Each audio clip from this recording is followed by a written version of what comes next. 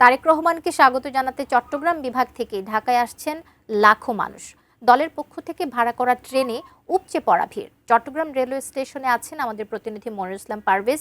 বিস্তারিত জানতে আমরা তার সঙ্গে যুক্ত হচ্ছি। পারভেজ, সেখানকার কি অবস্থা দেখছেন? উপচে পড়া ভিড় আছে নিশ্চয় সেখানে? দীর্ঘ ১৭ বছর পর তারেক রহমান দেশে ফিরছেন। এই ফেরাকে কেন্দ্র করে আসলে নেতাকর্মীদের উচ্ছ্বাসে আমরা জানবো। আরো ৩টি ট্রেন অপেক্ষা রয়েছে, অর্থাৎ পর্যটন এক্সপ্রেস সহ আমরা দেখেছি এখানে মোট 12টি ট্রেন চট্টগ্রাম ছাড়ছে।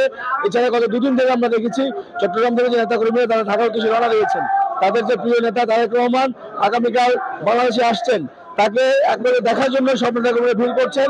আমরা দেখেছি খন্ড খন্ড মিছিলে চট্টগ্রাম 41টি ওয়ার্ড থেকে চট্টগ্রাম রেল স্টেশন এখন কানে কানে পরিপূর্ণ হয়ে রয়েছে। এ পর্যন্ত যেটি বলেছি যে 9টি ট্রেন ছেড়ে গিয়েছে, আরো 3টি ট্রেন ছাড়ার অপেক্ষা রয়েছে। আপনি দেখতে পাচ্ছেন স্লোগানে স্লোগানে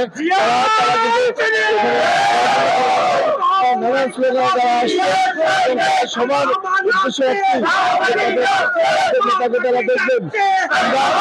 আমরা একটু সংক্ষেপে আজ আপনাদের যে এত সবার যে উৎফুল্ল একটু বলবেন, আপনার মূল ইয়েটা কি?